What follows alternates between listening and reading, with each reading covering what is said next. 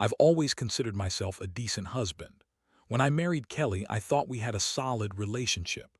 We had been together for almost 6 years and I loved her deeply. Sure, we had our ups and downs like any couple, but I never imagined that we would end up where we are now. The signs were there, subtle at first, but in hindsight they were glaring neon lights. But like a fool, I brushed them off. At first, it was little things. Kelly spent more time on her phone, her laughter echoed in our home more than usual, and she would often say she was busy with work. I noticed her coming home later than usual some nights. She'd always have a quick excuse ready. Oh, I lost track of time at the office, or I was out with friends. I wanted to believe her. I really did. I chalked it up to her being overwhelmed at work or needing more time to unwind. But then things changed drastically. A week before I found out about her betrayal, I found my favorite hoodie missing. I loved that hoodie. It was soft, warm, and most importantly, it smelled. Like me, I liked wearing it after a long day, but it wasn't in the usual spot. When I asked Kelly, she replied, "Oh, I gave it to my friend Jenna. She loved how it smelled like you." I brushed it off, but inside something twisted. Why would she give away something so personal? The real turning point came one Saturday evening. I had planned a dinner at home, wanting to surprise her with her favorite meal and a glass of wine. I had the table set, candles lit, and music playing softly in the background. But Kelly was 2 hours late. I was packing around the house, anxiety creeping in, and my mind raced with thoughts. As I glanced at my phone, I saw a message pop up from an unknown number. It was a photo, and instinct kicked in. I opened it, and my blood ran cold.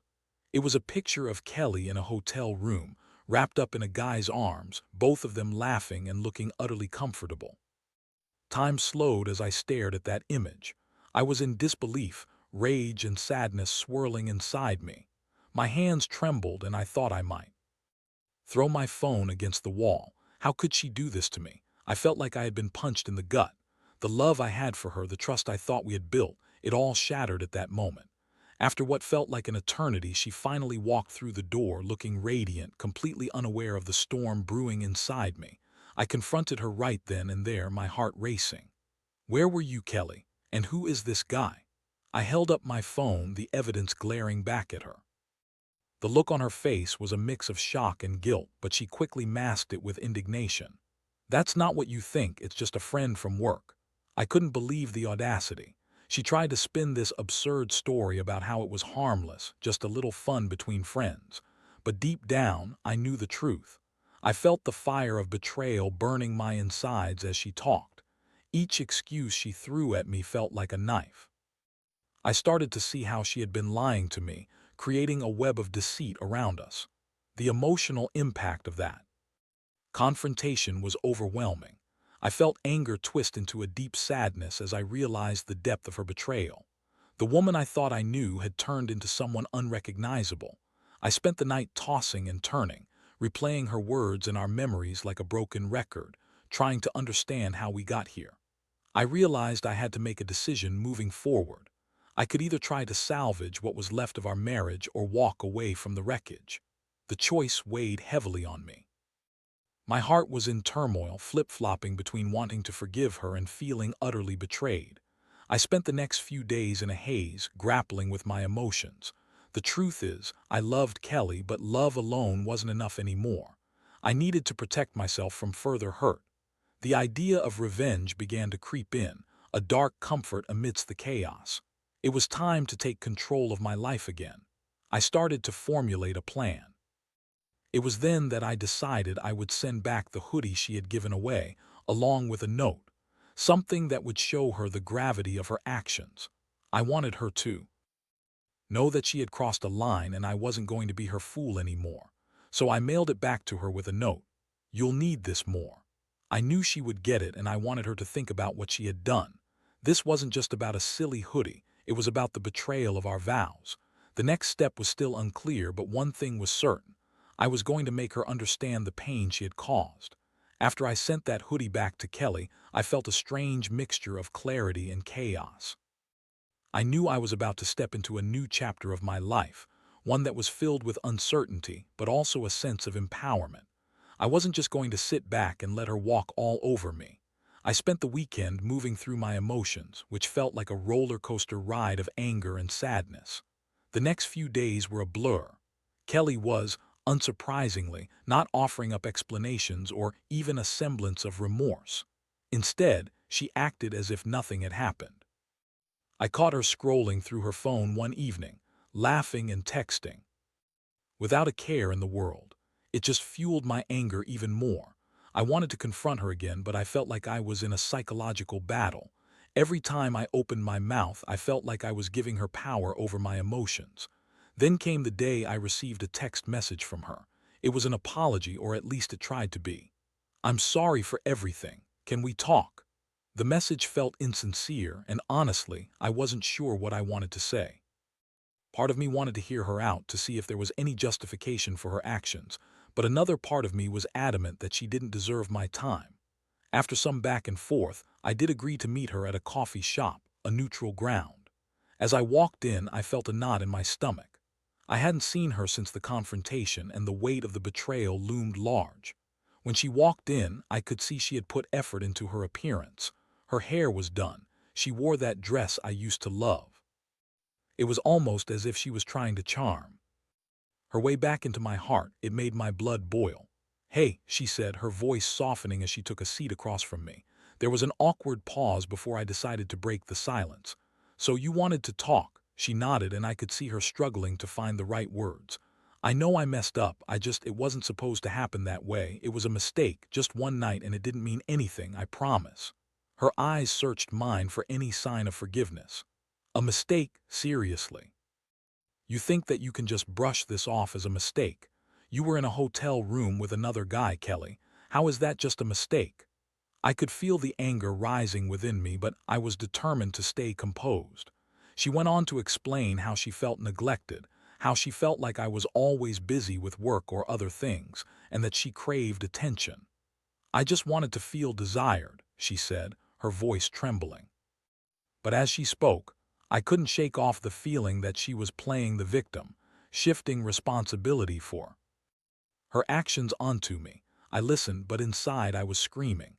All of my emotions were boiling over, and I felt like I was losing control. "You think this is about desire? You could have talked to me. You could have told me how you felt. Instead, you chose to cheat." I shot back, my voice steady but heavy with disappointment. "I'm sorry, okay? I know I hurt you, and I hate myself for it. Can we just try to move past this?" Her eyes were pleading, but I felt no sympathy. The trust was gone, and I couldn't see a way back from this. I took a deep breath, trying to center myself. "I don't know if I can just move past this," I admitted. "You broke my trust. I don't know how we can come back from that." She looked defeated, and I saw a flicker of genuine remorse in her eyes. "I just want a chance to make it right, please," she pleaded, grasping my hand across the table. But I pulled it away, feeling the heat of betrayal still burning in my chest. I had always thought she was the one for me, the person I would spend my life with. Yet here we were, trapped in a conversation that felt more like a negotiation. I realized that I was no longer the same person who first fell in love with her. After what felt like hours of back and forth, I finally looked her in the eye and said, "I need time to think, Kelly. I can't just decide everything right now." Her face fell, and I felt a pang of guilt. I didn't want to hurt her, but I also knew I had to protect my heart. The emotional impact of that day lingered long after I left the coffee shop. I spent the next few nights wrestling with my thoughts, replaying our conversation and weighing my options. In the days that followed, I began to contemplate what my life would look like without Kelly. The thought was terrifying, but I also realized that I didn't want to be stuck in a cycle of pain and betrayal. I had to take control of my own happiness again. As I mapped out my next steps, I decided that revenge might not be the answer I sought. Instead, I wanted to focus on healing, on rebuilding my life without her. The memories of the love we once shared began to fade, replaced by the reality of her betrayal. I knew it would take time, but I was ready to start reclaiming my life, step by step. At some point, I learned that revenge could come in many forms. Perhaps the best revenge was living well, moving forward without the weight of her deceit. I was determined to find the strength to move on, to rediscover who I was without her. Little did I know, The journey would be more complicated than I ever imagined. After our conversation at the coffee shop, I found myself stuck in a whirlwind of emotions. I felt empowered by my decision to take a step back, but I was also consumed by uncertainty. The days turned into weeks, and I spent them in a haze of anger, confusion, and a strange sense of relief. The most challenging part was confronting the reality of what my life would look like without Kelly. I buried myself in work, using it as a distraction. My coworkers noticed something was off, but I brushed off their inquiries with vague responses. On the surface, I maintained my professional demeanor, but inside, I felt like I was unraveling. Each time I heard a couple laugh or share a moment, it was a painful reminder of what I had lost. I started to avoid places we used to frequent, like the coffee shop where we had that fateful conversation. Eventually, the emotional turmoil led me to seek solace in my friends. I hadn't realized how much I had neglected my social life during my marriage. One Friday night, I decided to join a few buddies for drinks. I needed to reconnect with my old self, the one who enjoyed life outside of a relationship. As I walked into the bar, the familiar sounds of laughter and music washed over me. It felt liberating to be among friends again. We shared stories, laughed over old memories, and for the first time in weeks I felt a flicker of joy. My friend Mike, who had been my confidant during this ordeal, raised his glass and proposed a toast. "Here to new beginnings," he declared, and I couldn't help but smile. That night I opened up to them about what had happened with Kelly. I didn't hold back. I shared the painful details of her betrayal and my emotional journey since then. The responses were a mix of shock and support, and it felt good to know that I had people in my corner. "You deserve better, man," Mike said, his voice firm but encouraging. "Don't let her drag you back into her mess. It's time to focus on you." The words resonated deeply, and I began to realize that moving on would take strength, but it was something I could achieve. The more time I spent with my friends, the clearer my mind became.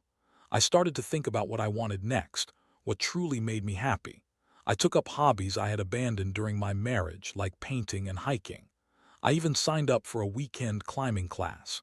Each new experience was freeing, and the endorphins from physical activity helped lift the heaviness in my heart. Then came the moment I dreaded yet knew was necessary, facing Kelly again. She reached out a week after our coffee shop meetup, asking to talk again.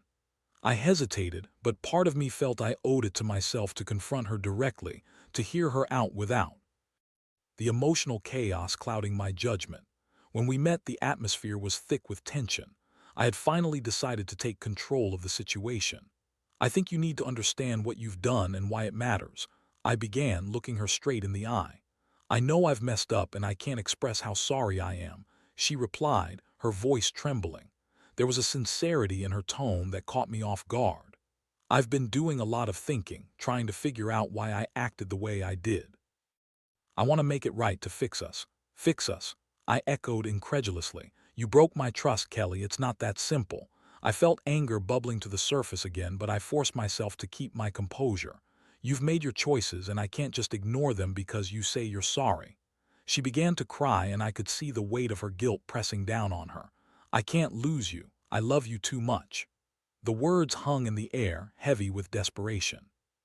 But I had heard them before, and this time they felt hollow. In that moment I realized that her words didn't matter as much as the actions that had led us here. I had spent so long trying to make her happy, to meet her needs, but she had never truly been there for me. "Love isn't just about words, Kelly. It's about trust, respect, and understanding, and you've shattered all of that." She reached for my hand again, and I instinctively pulled away. "I can't go back to the way things were. I need space to think about what I want," I said firmly, feeling the power of my decision wash over me. Finally, I made it clear. "I think it's best if we take a break. I need to focus on myself and figure out what I want in life now." The pain in her eyes was difficult to witness, but I knew it was necessary. I stood up, feeling a mixture of relief and sorrow as I walked away. It was a defining moment. I had made a choice for my own well-being. As I left the coffee shop, I felt lighter, even if the road ahead was daunting. I had stood up for myself, and for the first time in weeks I felt a glimmer of hope. I knew it wouldn't be easy, but I was ready to embrace the next chapter of my life, whatever it might bring. In the days that followed, I focused on self-improvement and healing. I prioritized my well-being and slowly began to rebuild my life without her. I was determined to not let her actions define me any longer. I had to find my own happiness, and finally, I felt like I was on the right path. With time passing and the sting of Kelly's betrayal slowly dulling, I found myself in a strange limbo. I'd made the decision to take a break, but the reality of separation didn't come without its own challenges. I spent my evenings rediscovering myself and embracing activities that fueled my spirit: hiking, painting, even attempting to learn guitar. Yet, there were still quiet moments when the memories of our shared life together would creep in, reminding me of the good times amidst the pain. One Saturday, I went on a hike with Mike. The crisp air was refreshing, and the trails were a welcome distraction. As we climbed higher, we discussed everything, from work to relationships, and inevitably we circled back to Kelly. "Have you thought about what happens next?" Mike asked, his breath visible in the chilly air. "I mean, is it truly over for you too?" I paused, stealing a glance at the breathtaking view ahead. The sprawling valley below filled me with a sense of freedom and possibility. "I don't know, honestly. Part of me wants to make it work, but another part knows that it might not be worth the pain. I just don't think I can ever trust her again." Mike nodded thoughtfully. "You deserve someone who respects you and values what you bring to the table. You shouldn't settle for anything less." His words struck a chord, and I realized that I had spent far too long trying to justify Kelly's actions and fix things for her sake. It was time to put myself first. We finished our hike and headed to a local cafe, where the warmth of coffee and the lively chatter around us brought comfort. As the weeks went by, I became more resolute in my decision. I focused on creating a life that reflected my needs and desires. I even joined a local art class, something I had always wanted to do but had pushed aside for the sake of my marriage. Painting became a therapeutic outlet, a way to express my emotions and channel my experiences into something tangible. However, despite the newfound clarity, Kelly was still a persistent presence in my life. She sent texts and left voicemails, each more apologetic than the last. "I miss you," she wrote. "Let's talk and figure this out." But each time I read her messages, the anger bubbled back to the surface. I didn't want to be another name on her list of past relationships. One evening, I decided to meet with a few friends at a bar. I needed to be around people who understood my situation and could offer support. As we settled into our seats, the atmosphere was light, and I felt comfortable letting loose. But as the night wore on, I felt a familiar tension creeping in. Then, as if on cue, Kelly walked in with some friends. My heart raced, and I felt a mix of shock and irritation. She spotted me and immediately approached, a forced smile plastered on her face.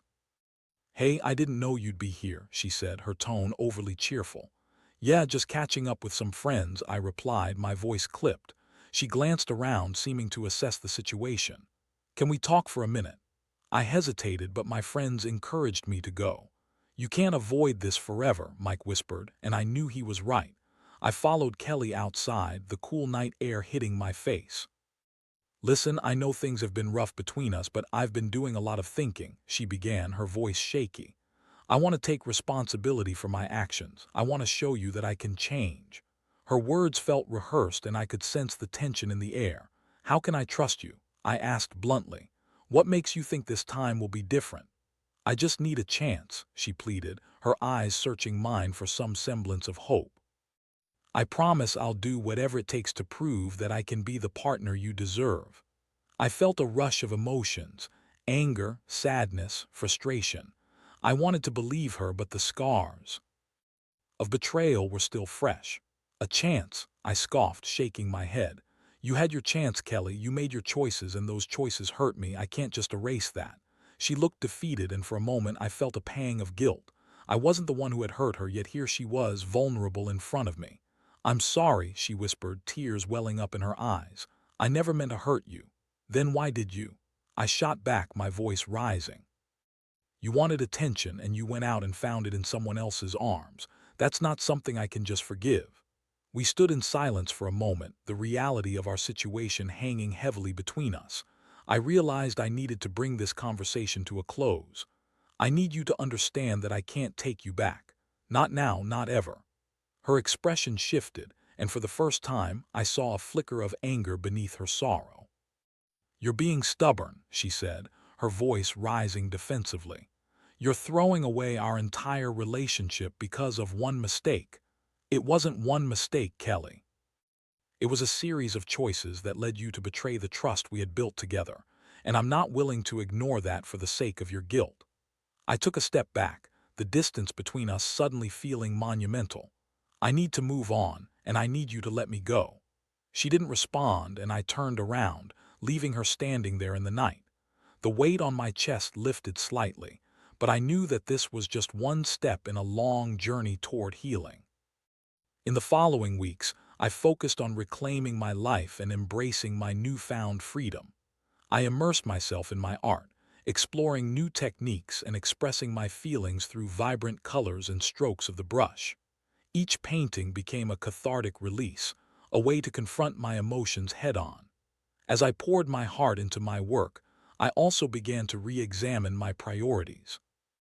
I realized that I had spent so much time trying to be the perfect partner that I had lost sight of who I was as an individual. I committed to rebuilding my identity, one that didn't rely on a relationship for validation.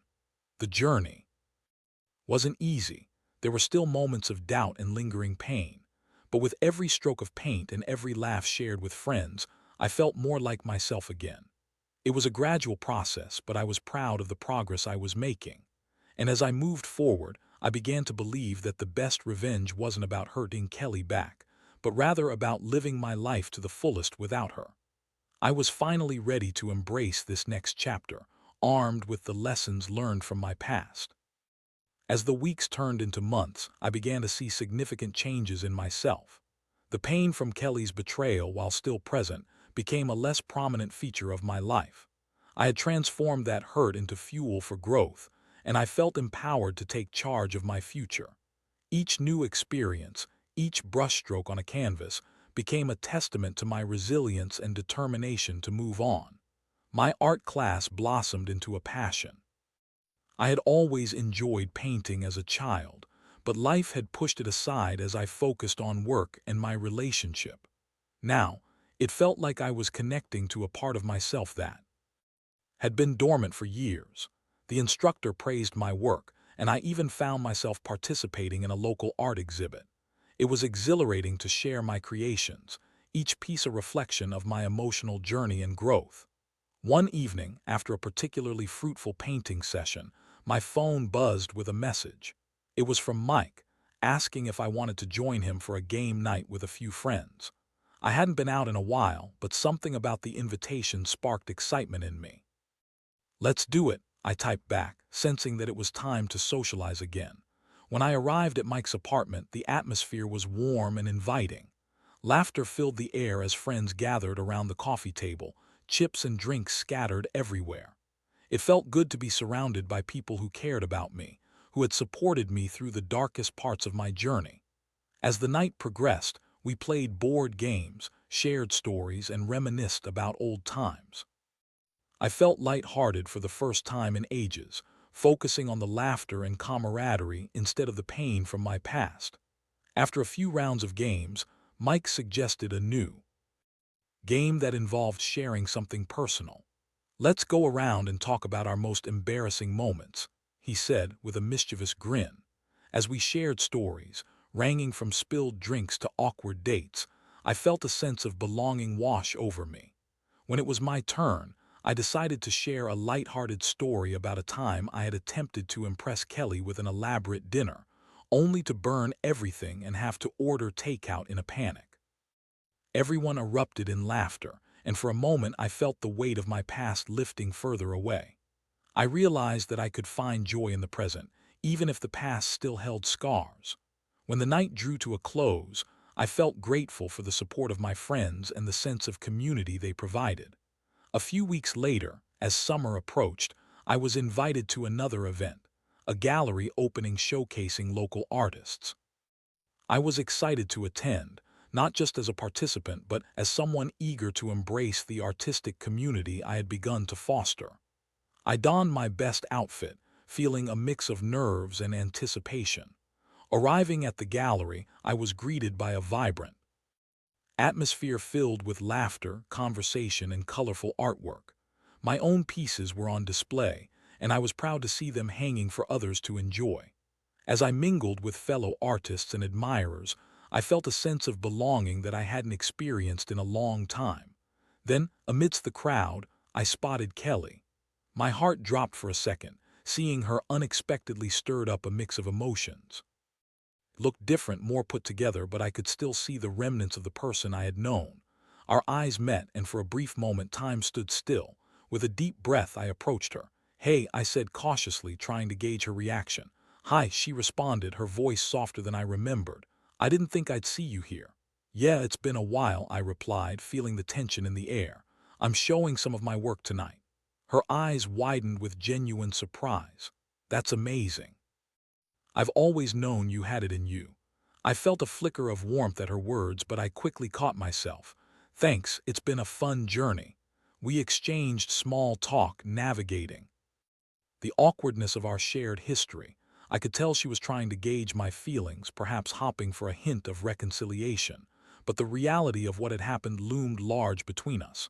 "I'm really sorry for everything," she said, her voice trembling slightly.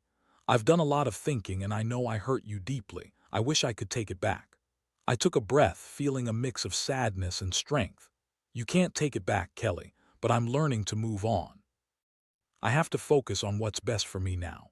Her eyes glistened with tears, and I felt a pang of empathy. "I miss you," she whispered, almost as if she were admitting a guilty secret. "I miss the person I thought you were," I replied honestly. "But I can't go back to what we had, it's too painful." The silence stretched between us, filled with unspoken words and unresolved feelings, but I stood firm in my decision. I was no longer the person trapped in a toxic cycle of betrayal. I was forging a new path. As the night continued and the gallery buzzed with activity, I made my way toward my art, finding solace in the familiar strokes of color I had created. I spoke with admirers of my work, feeling a sense of purpose and pride that I hadn't felt in a long time. Each conversation reinforced the idea that I was moving forward, building a life that didn't revolve around Kelly. Later that evening, as I reflected on the night's events, I felt a sense of closure. I had confronted the past, faced my pain, and had the strength to stand my ground. I didn't need revenge. My success and happiness were enough. I had transformed my hurt into art, passion, and a renewed sense of self. As I drove home, I realized that I was ready to embrace whatever came next: new relationships, new experiences, and a life that was authentically my own. The journey had been long and painful, but I had emerged stronger, wiser, and ready to take on the world. I had finally learned that true strength lay in letting go and moving forward. As summer unfolded, I found myself thriving in ways I never anticipated.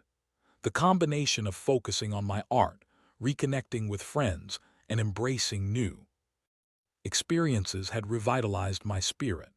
Each day felt like a step further away from the pain Kelly had caused, and I could finally see the path ahead with clarity. Once the gallery opening was behind me, I dove deeper into my artistic pursuits. I started to explore different styles, experimenting with techniques that challenged me and pushed my creative boundaries.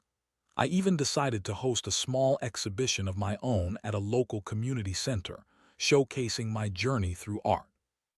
I wanted to share my story and, in doing so, inspire others who had endured their own struggles.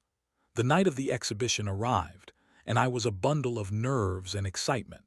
Friends, family, and even some acquaintances from the art community showed up to support me. I felt an overwhelming sense of pride as I stood among my artworks, each piece symbolizing a chapter of my healing journey. As guests wandered through the gallery, I overheard conversations about my paintings, people connecting with the emotions I had poured into each stroke. It was a beautiful moment, a validation of my efforts and a recognition of how far I had come. I shared stories about my work with attendees, and as the night progressed, I felt a growing sense of belonging in this new world I was creating for myself. Toward the end of the evening, I was approached by a woman named Sarah, an artist I had admired from afar. She complimented my work and expressed a genuine interest in collaborating on future projects.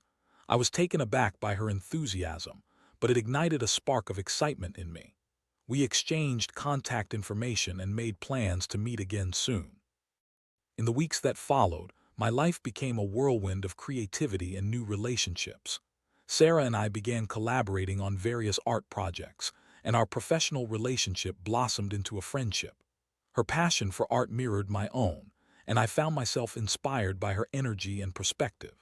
We spent long hours painting together, sharing dreams, and encouraging each other to push beyond our limits.